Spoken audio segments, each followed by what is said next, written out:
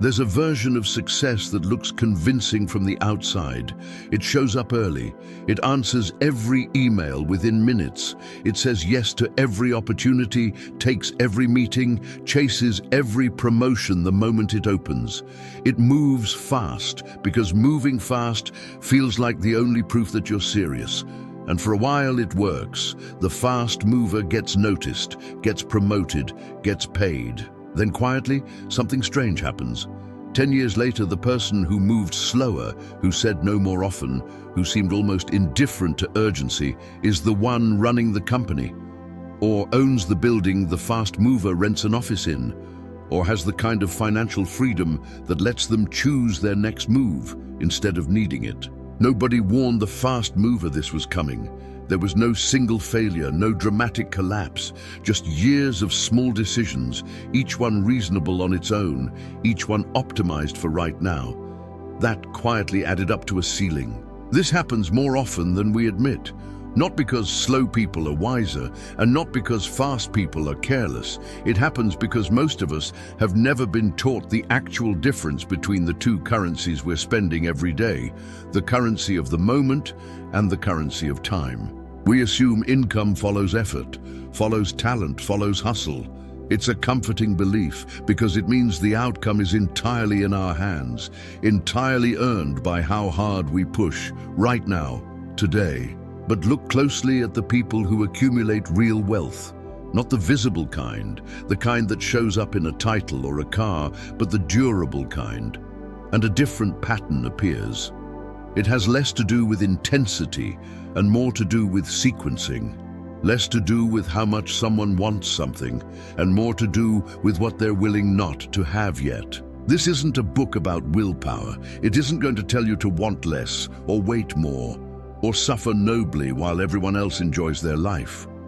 That version of patience is exhausting, and it doesn't actually explain why some people build outsized outcomes while others, working just as hard, stay in place. What we're going to look at instead is something quieter, a mechanism operating underneath careers, relationships, money, and reputation, one that rewards a very specific kind of person and taxes everyone else without them ever noticing the charge. Somewhere in the next hour, that mechanism is going to become visible to you, not as a motivational idea, as something closer to a law, the way certain patterns in physics or psychology are laws, quietly running whether or not we understand them. Here is what tends to happen once someone sees it clearly.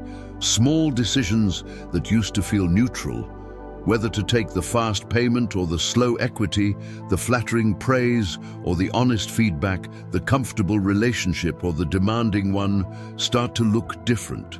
Not because the right choice becomes obvious, because the cost of the wrong one becomes visible, maybe for the first time. That's the promise of what follows. Not a formula for getting rich quickly, but a clearer set of eyes. A way of noticing in real time which of your daily choices are quietly compounding and which ones are quietly leaking. Because here's the part almost nobody tells you.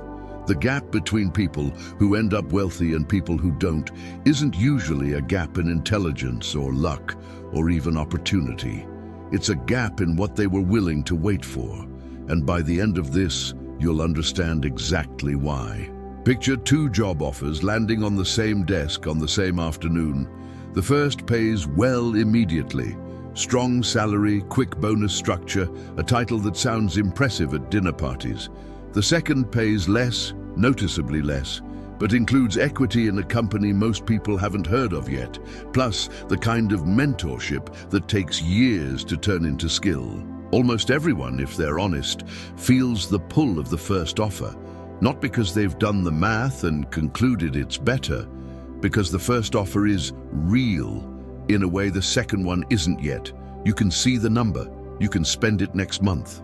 The second offer asks you to believe in something that doesn't exist yet, a version of the company and a version of yourself that hasn't been built. This is the first thing worth understanding about money and about most decisions that shape a life. There are two currencies operating at once, and they are not interchangeable, even though we treat them as if they are.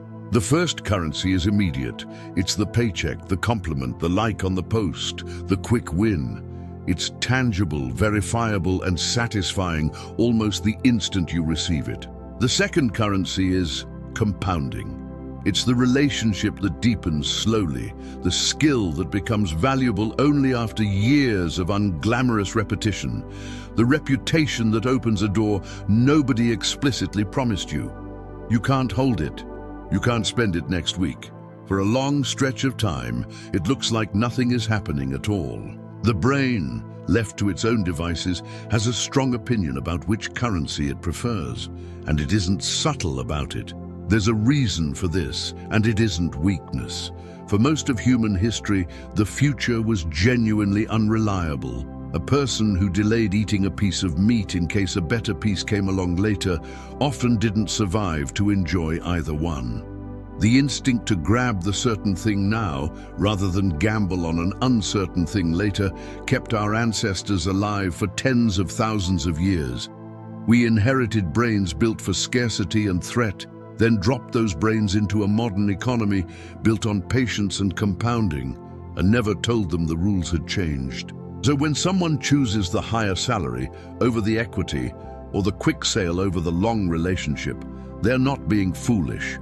They're running software that was extremely well designed for a world that no longer exists.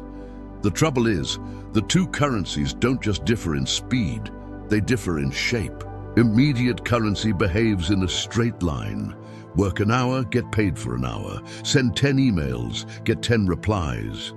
The relationship between effort and reward is visible, proportional, and reassuring. Compounding currency behaves in a curve, and for most of that curve, it looks flat.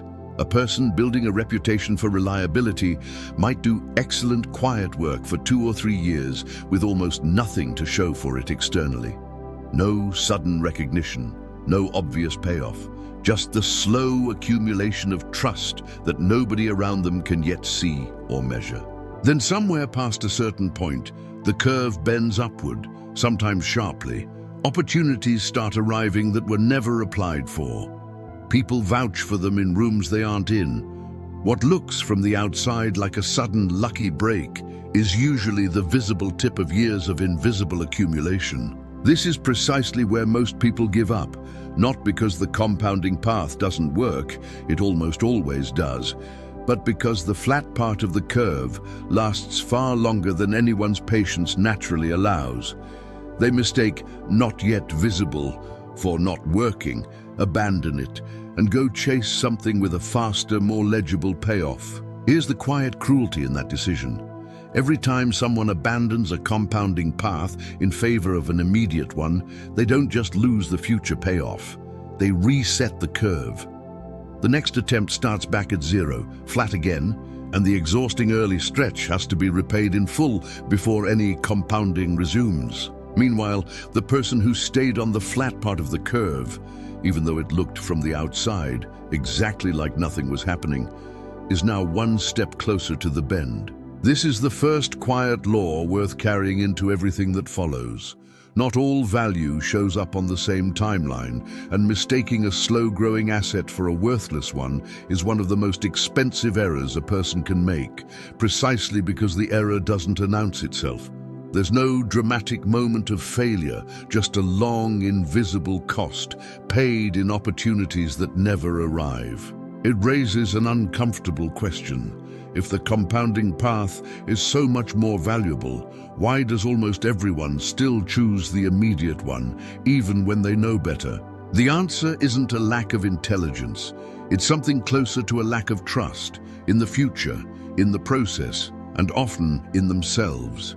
And that particular kind of trust turns out to have been studied more carefully and more famously than almost anything else in psychology.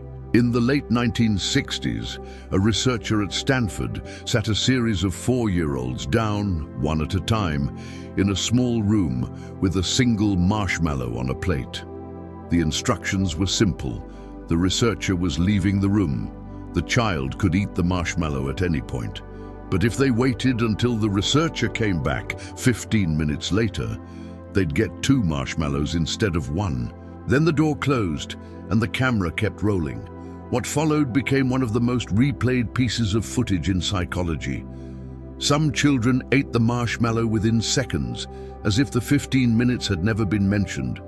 Others sat on their hands, sang to themselves, turned around so they couldn't see the plate, physically wresting their own attention away from the thing they wanted. The finding that made this experiment famous wasn't the footage itself. It was what happened years later.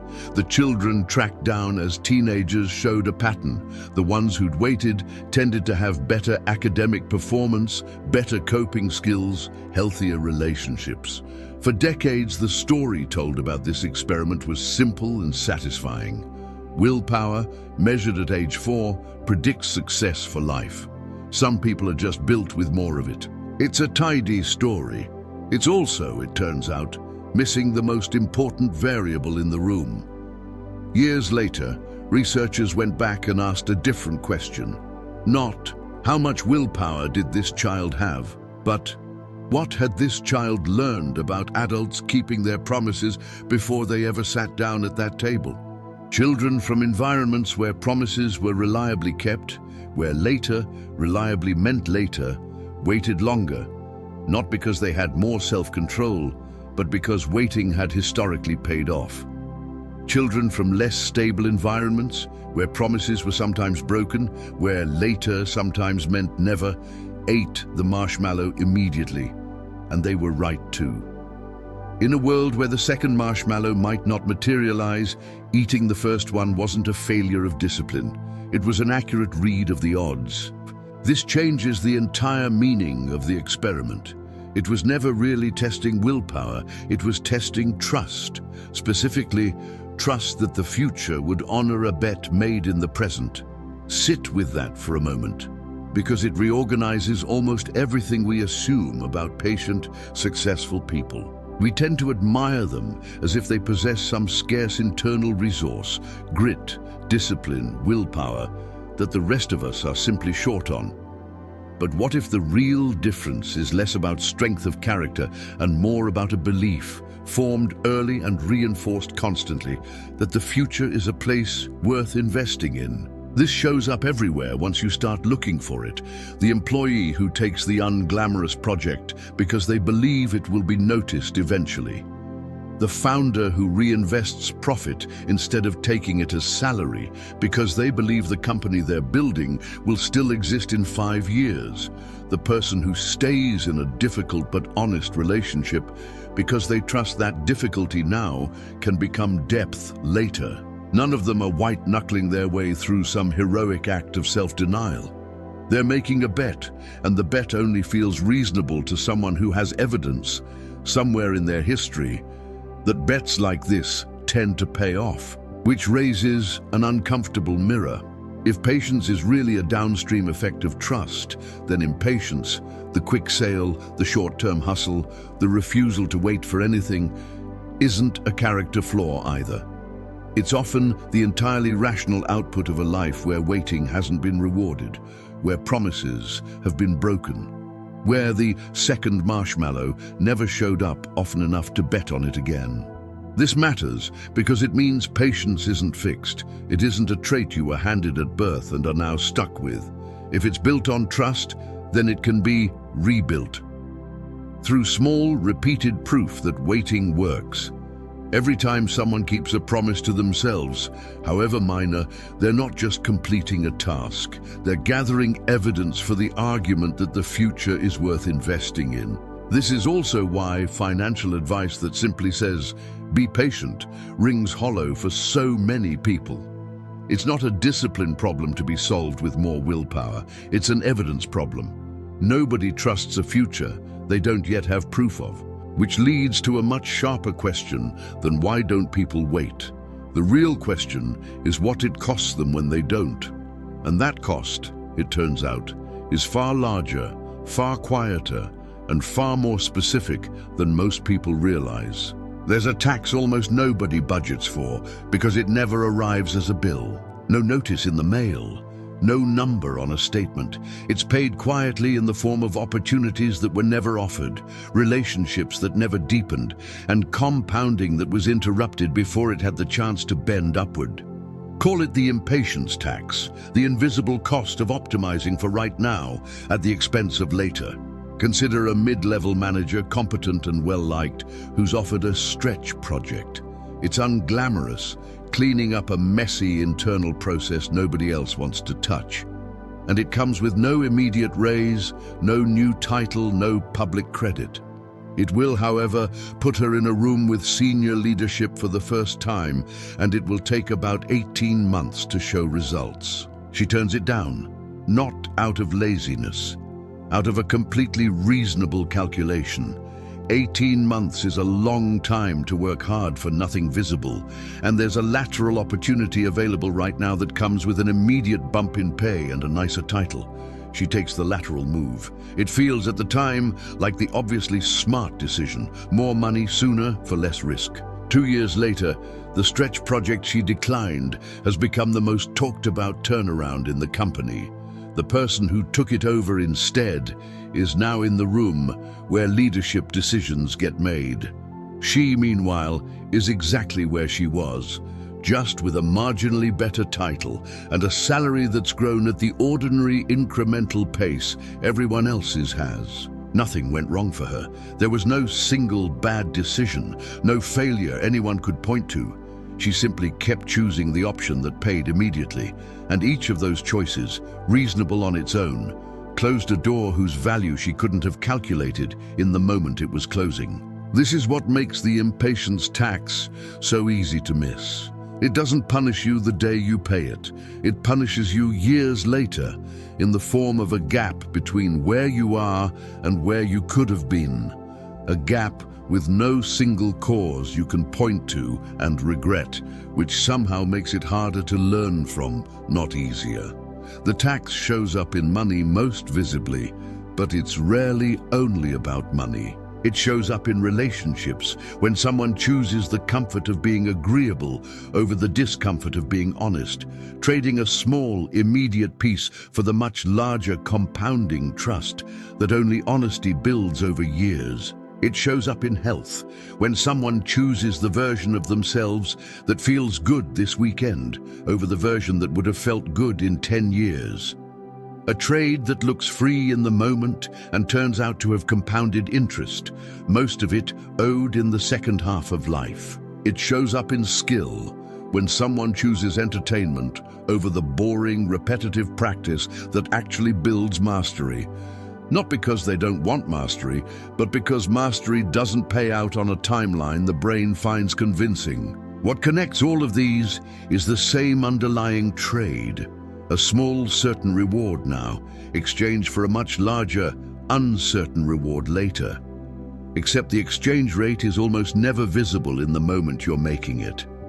You don't see what you're giving up until years later, when the compounding version of yourself, the one who kept choosing to wait, walks past you at a very different altitude. Here's what makes this even harder to counteract.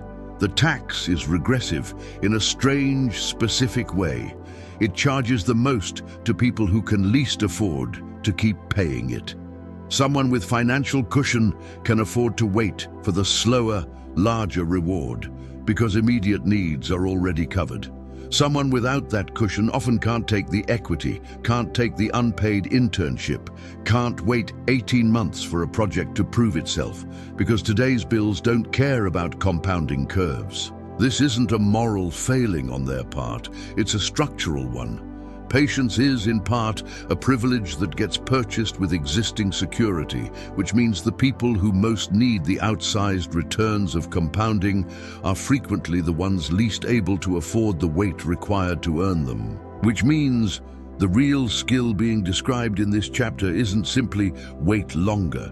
It's something more precise, learning to recognize in real time which trades are actually worth their delayed timeline, and building enough of a foundation that waiting for them becomes possible. Because not everything that takes time is worth the wait. Some slow paths lead nowhere.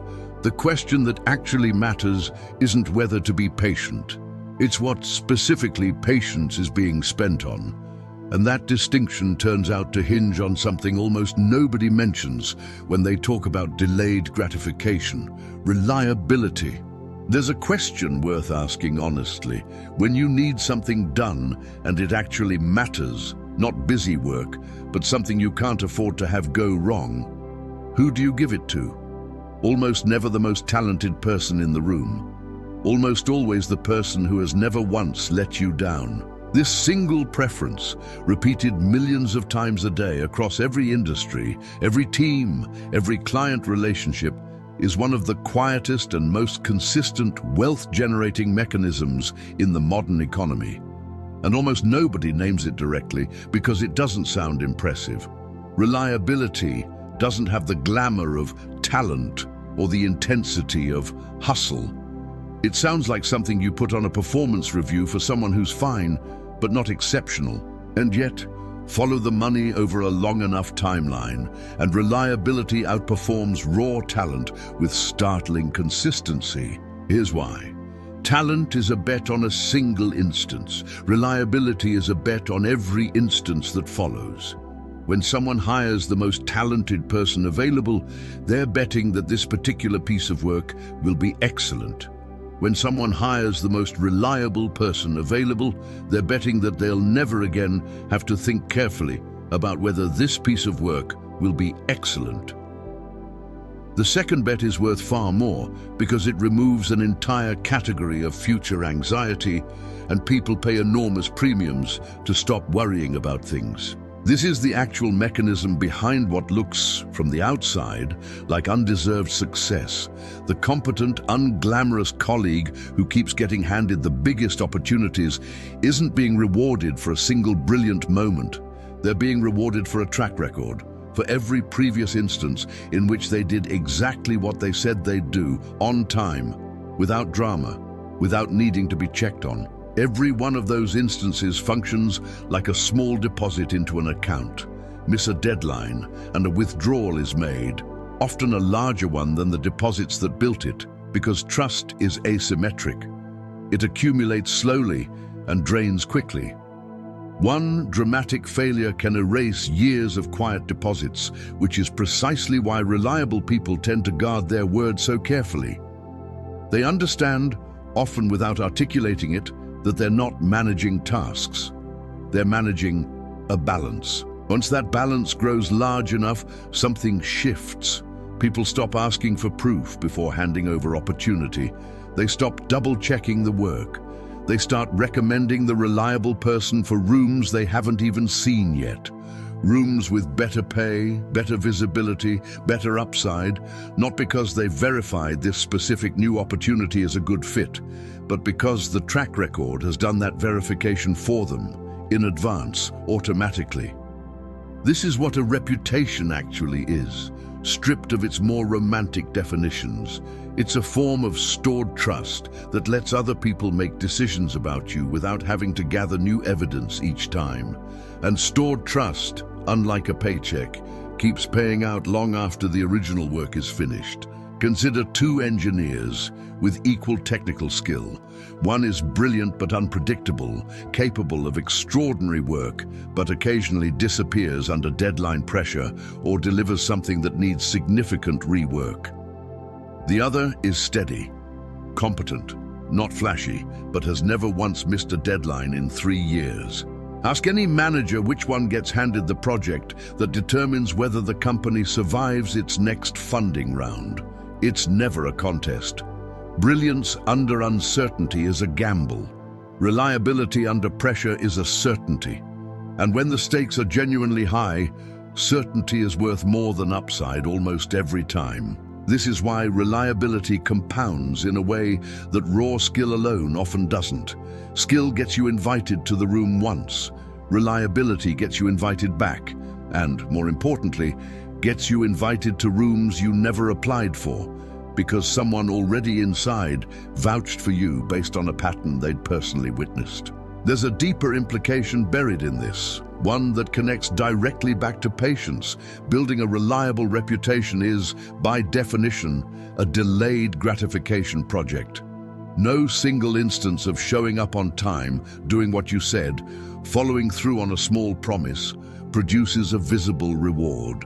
The reward only becomes visible in aggregate, and only after enough instances have accumulated that other people start to notice the pattern without you having to point it out. Which means the people who eventually get handed outsized opportunities aren't usually the ones chasing the biggest possible win in any given moment.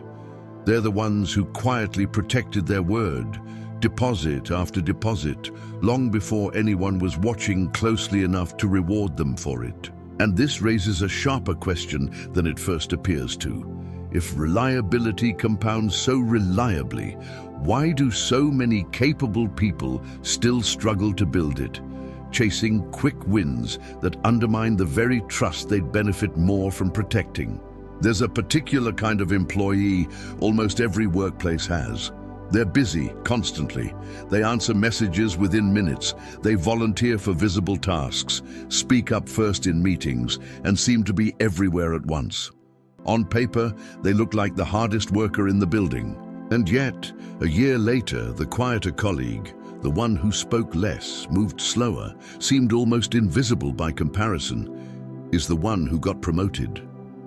This isn't a mystery once you look closely at what each of them was actually optimizing for. The busy one was optimizing for something real, just not the thing they thought they were optimizing for. Every quick reply, every hand raised first, every visible task completed produces an immediate, measurable hit of validation, a small win, delivered fast. It feels like progress because it is progress, just progress on a very short feedback loop. The brain rewards this loop generously because, unlike long-term outcomes, it can verify the win instantly. The quieter colleague was doing something that produces almost no immediate feedback at all. They were working on the one difficult, ambiguous problem nobody else wanted to touch. The kind of work that doesn't generate applause weekly or even monthly, because there's nothing finished to applaud yet. For most of the year from the outside, it looked like nothing was happening. This is the trade at the center of this chapter.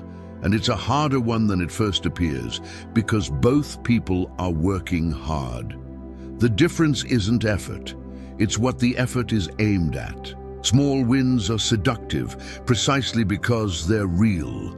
Nobody is inventing false progress by answering emails quickly or finishing small tasks. The problem is that small wins are almost always available, on demand, all day long. And their constant availability makes them a kind of trap. It's possible to fill an entire year with small, genuine wins and end, that year having built nothing that compounds. There's a specific psychological reason this trap is so effective. Small wins deliver something the brain treats as proof of competence, proof that's immediate, tangible, and repeatable. Large, slow projects don't offer that proof for a long time, sometimes not until they're finished. So a person can spend a year choosing the option that feels more competent in the moment, while quietly falling behind the person choosing the option that actually builds more. This shows up outside of work just as clearly. The person constantly posting online, chasing the small win of a like or a comment, versus the person quietly building something that takes years to notice from the outside. The person always available for a quick social plan versus the person protecting focused time for something harder. Neither is wrong to want validation. Everyone does. But one version of seeking it pays out immediately and evaporates, and the other accumulates. Here's the part that makes this genuinely difficult to navigate, rather than simply obvious. In hindsight, small wins aren't the enemy. They're often necessary, proof of momentum, evidence that keeps someone going during the flat part of a longer curve. The problem isn't that small wins exist, it's when they quietly replace the larger project instead of supporting it. When the quick, visible task becomes the actual goal, rather than a break from the slower, harder one. This is worth noticing in a very specific, personal way. Ask what happens on a given day when a difficult, ambiguous, important task is sitting on the list next to 5 smaller, easier ones. Which gets done first? For most people, the smaller ones do. Not because they're more important, but because finishing them delivers a feeling of accomplishment that the harder task can't offer yet. The difficult task, the one actually connected to the larger outcome, gets pushed to tomorrow, then the next day. Not out of laziness, out of a completely understandable preference for the reward that's available now. Over months, this preference has a compounding cost of its own. The busy, validated feeling of constant small completion masks the absence of the one project that would have actually mattered a year later. None of this means ambition is the problem. It means most people's ambition is aimed at the wrong altitude, chasing visible motion instead of invisible accumulation. And that distinction leads somewhere unexpected, because the people who successfully avoid this trap don't do it through more discipline. They do it by fundamentally rethinking what patience actually requires of them. There's a word that gets attached to patient people almost automatically, and it's the wrong word: calm. Picture the founder who spent 6 years building a company before it became profitable, turning down 2 acquisition offers along the way that would have made her instantly wealthy. From the outside, this looks like patience in its most familiar form. Someone simply waiting, enduring, letting time do the work. Look closer though, and something different is happening. She isn't sitting still. She's making dozens of aggressive decisions a month, firing a contractor who wasn't delivering, walking away from a client relationship that was profitable but toxic, pivoting the product twice when the data said the current version wasn't working. None of that is passive. It's some of the most decisive behavior imaginable. What she's actually doing is refusing a specific kind of decision, the kind that trades long-term position for short-term relief, while remaining extremely active on every other front. That's a completely different skill than simply waiting, and confusing the two is one of the most common misunderstandings about delayed gratification. Passive patience looks like tolerance. It's staying in a bad situation because leaving feels harder than enduring, telling yourself that time alone will eventually fix things. This kind of patience rarely pays off because it isn't attached to any strategy. It's just delay, dressed up as virtue. Active patience looks almost the opposite. It's a person who has decided clearly what they're building toward and who evaluates every opportunity against that target rather than against how good it feels right now. The founder who declines the acquisition offer isn't passively waiting for something better to happen. She's actively protecting a specific, deliberately chosen future from being traded away for a present tense reward that would have felt fantastic for exactly one day. This distinction matters because it changes what patience actually requires of a person. It doesn't require enduring discomfort indefinitely. It requires clarity, a strong enough sense of what you're actually building that you can recognize quickly when an offer is tempting but wrong versus when it's genuinely worth taking. Without that clarity, patience collapses into something much weaker, simply not acting, hoping things improve on their own. That version of patience deserves the reputation it has because it usually doesn't work. Nothing is compounding, nothing is being protected. Time is just passing. There's a useful way to tell the two apart in your own life. Passive patience feels like relief, an excuse to avoid a hard decision today. Active patience feels like friction. It requires actively saying no to something attractive, in service of something you can't yet see the shape of. If waiting requires no discipline at all, it's probably not the productive kind. This reframes something important about the people who seem to build extraordinary outcomes over long timelines. They aren't unusually tolerant of discomfort for its own sake. They're unusually clear about direction, clear enough that most short-term temptations simply don't register as temptations anymore because they've already been measured against a destination and found wanting. That clarity doesn't arrive by accident. It comes from having thought in some real and specific way about what the compounding version of a decision actually looks like.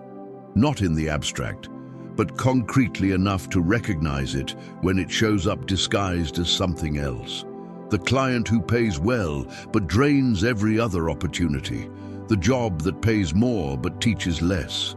The relationship that's comfortable but shallow. Each of these requires an active refusal, not a passive drift. Which means patience, properly understood, isn't the opposite of ambition. It's ambition aimed at a longer timeline, with enough discipline to reject anything, however appealing, that doesn't serve it. And once someone starts making decisions this way consistently, something else begins to happen, almost without them noticing.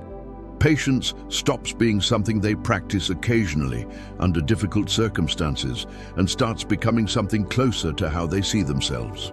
There's a moment, easy to miss, when patience stops being a decision and starts being a description. Early on, it takes real effort.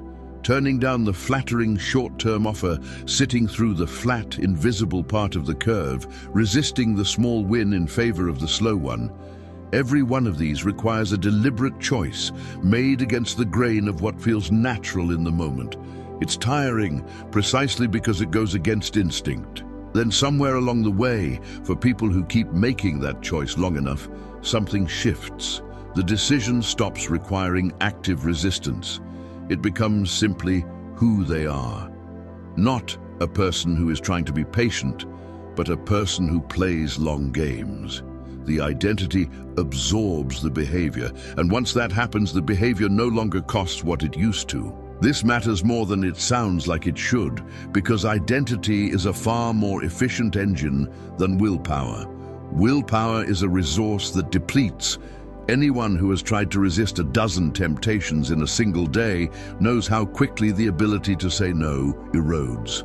Identity doesn't work that way. A person who has come to see themselves as someone who plays long games doesn't have to fight the short-term temptation each time it appears. It simply doesn't feel like an option that belongs to them. In the same way, a committed vegetarian doesn't experience ordering a steak as a daily act of self-denial. The question has already been settled, somewhere upstream of the decision itself. This is why patient, long-term thinkers often seem, from the outside, almost unbothered by opportunities that would tempt anyone else. It's not superior discipline in the moment. It's that the moment of temptation has been mostly removed, because the identity already answered the question before it was asked. But identities like this aren't given. They're built. The same way a reputation is built, through repetition rather than declaration. Nobody becomes a long-term thinker by deciding once that they are one. They become one by accumulating a track record of decisions consistent with that identity, until the track record becomes evidence even to themselves. This is where the earlier chapters connect. Reliability builds trust in the eyes of others. This same mechanism, run internally, builds trust in the eyes of yourself. Every time someone follows through on a decision to wait, to protect the slow path, to say no to the tempting shortcut, they're not just making one good choice. They're gathering evidence, filed away somewhere below conscious awareness, that they are the kind of person capable of doing this.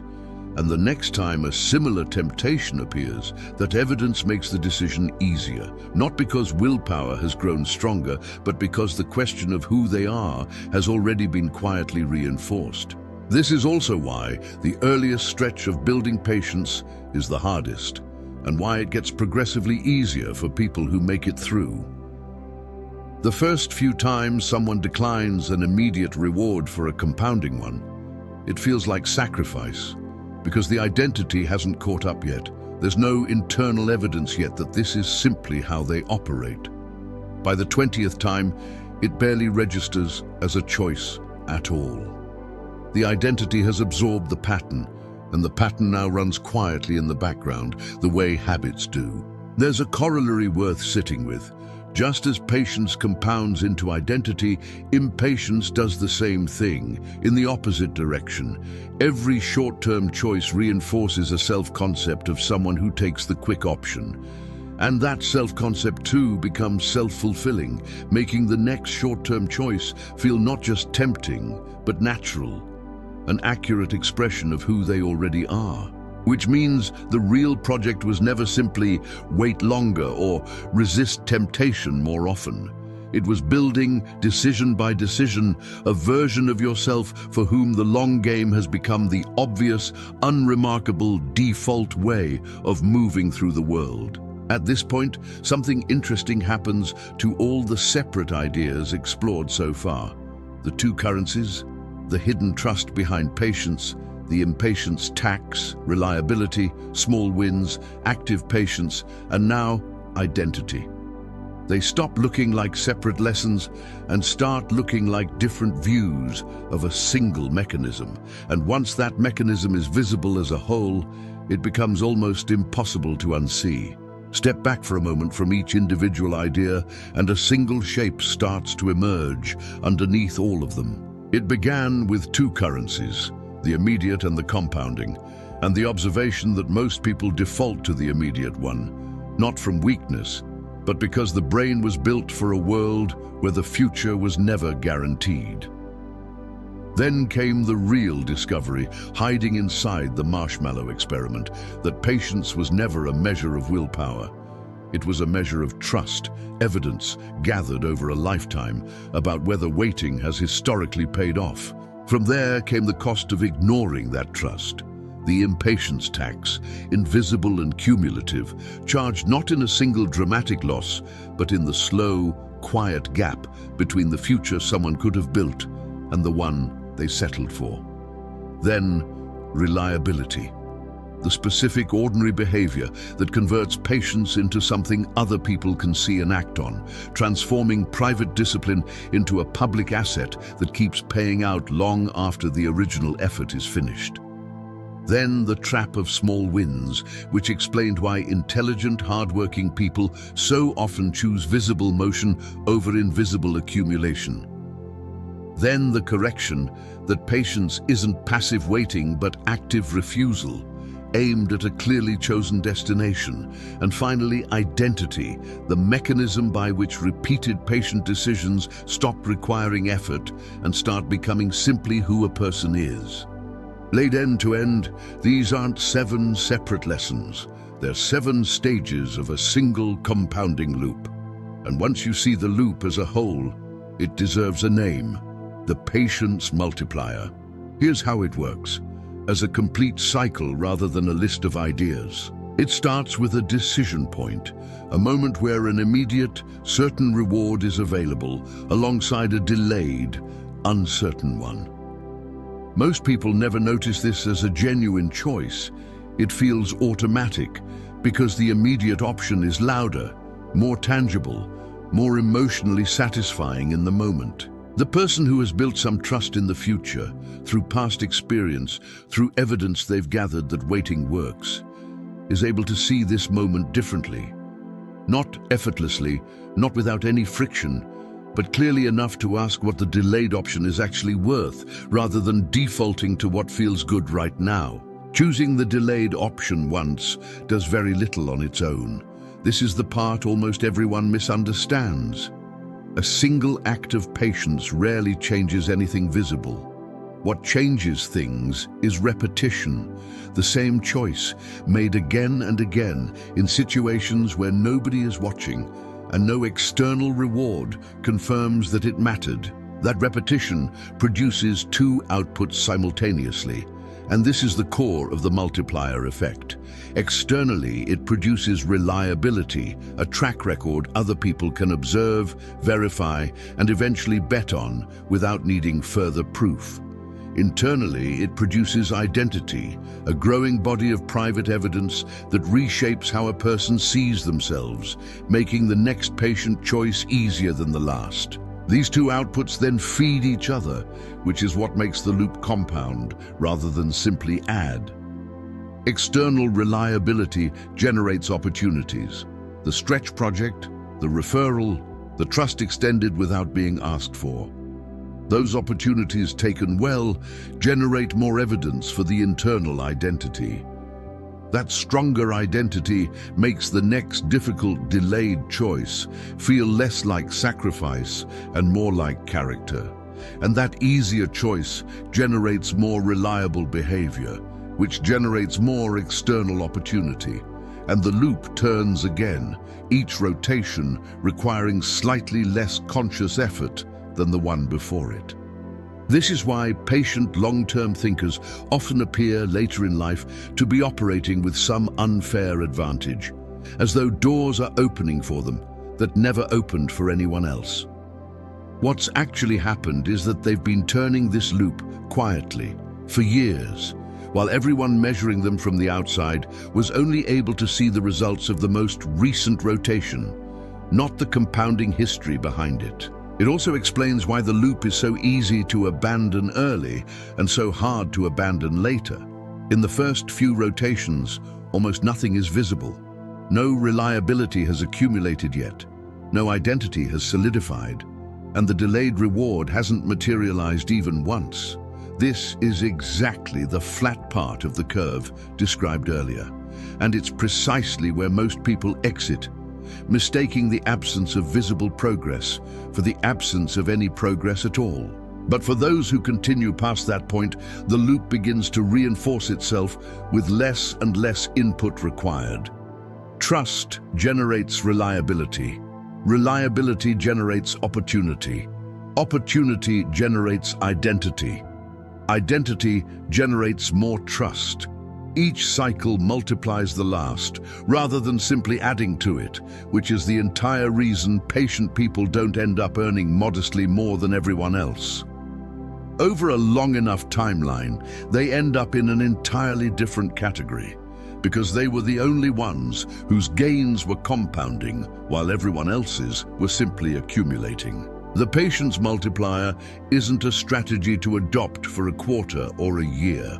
It's a loop that has to be entered honestly, sustained through the part where it produces no visible proof, and trusted specifically because the proof, when it finally arrives, tends to arrive all at once, as though it happened suddenly when in fact it had been building the entire time. Go back for a moment to the person described at the very beginning. The one who moves fast, answers everything immediately, says yes to every opportunity, and seems for a while to be winning. By now, that person looks different than they did an hour ago. Not because they were wrong to work hard or wrong to want things, because it's become clear what they were actually optimizing for, without ever choosing it deliberately. The currency that pays out immediately at the expense of the one that compounds. Every fast yes was also a quiet no to something slower and larger. Every visible win was, in some small way, a withdrawal from an account they never knew they were spending down. And the person who seemed to be moving too slowly, too cautiously, too far behind, the one running the company a decade later, wasn't smarter or luckier or even more talented. They were simply spending a different currency, trusting a longer timeline, making the same difficult, invisible choice over and over in moments when nobody was measuring them and no reward confirmed that it mattered. That's the gap this entire exploration has been circling. Not a gap in ability, a gap in what someone was willing to wait for and what they trusted enough to let compound. Here's what's actually possible once that gap becomes visible. It's not that every quick decision suddenly becomes wrong, or that ambition needs to be traded for endless patience. It's that a choice which used to feel neutral, take the fast option or the slow one, the certain reward or the uncertain one, stops feeling neutral. The cost of the fast option becomes visible in a way it wasn't before. And visibility, more than discipline, is what changes behavior. This is worth remembering the next time an easy, immediate reward presents itself, dressed up as the obviously smart choice. The question worth asking isn't whether it feels good right now. It's what kind of currency it's paying in, and what quietly compounding thing might be exchanged for it. It's also worth remembering that none of this requires becoming a different kind of person overnight or waiting stoically through years of visible sacrifice. The loop described earlier, trust generating reliability, reliability generating opportunity, opportunity generating identity, doesn't ask for heroics. It asks for one decision at a time, made consistently, long enough that the identity underneath it has a chance to change. That's a far more achievable project than willpower ever was, because it isn't fueled by willpower at all. It's fueled by evidence, accumulated slowly, that waiting has been worth it before and will be worth it again. There's a particular kind of relief available once this becomes clear. So much of modern life pressures people to prove themselves quickly, to have the impressive title by 30, the visible success by 35, some external marker that confirms publicly and immediately that the effort is working. That pressure is exhausting precisely because it's aimed at the wrong currency. It's asking the flat part of the curve to look like the bend, when the entire nature of compounding is that the flat part comes first, lasts longer than feels reasonable, and gives almost no visible proof until it's nearly over. Knowing that in advance changes what the flat part feels like. It stops feeling like failure or like being behind and starts feeling like exactly what it is. The necessary, unglamorous first half of a curve that hasn't bent yet. That reframe alone is often the difference between someone who quits 3 years into a compounding project and someone who's still there in year 6, right around when it finally becomes visible to everyone else. This is, in the end, what the title of this audiobook was actually pointing toward. Not a formula for getting rich faster. A different relationship with time itself. One where the future isn't something to be rushed through on the way to a reward, but something worth investing in patiently, because it has, historically, and will again, honor the bet. The people who end up with a version of wealth that lasts, not just money, but trust, reputation, freedom, the ability to choose rather than need, are rarely the ones who wanted it the most or worked the hardest in any single week. They're the ones who kept making the same quiet choice, long after it stopped feeling like a choice at all, until one day they looked up and realized the curve had bent without announcing itself. That's available to anyone willing to trust a longer timeline than feels comfortable, not through force, not through suffering nobly, just through the accumulation of small, unremarkable decisions to wait for what's actually worth waiting for. The marshmallow was never about the candy. It was never really about willpower either. It was always about whether you believed the second one was coming.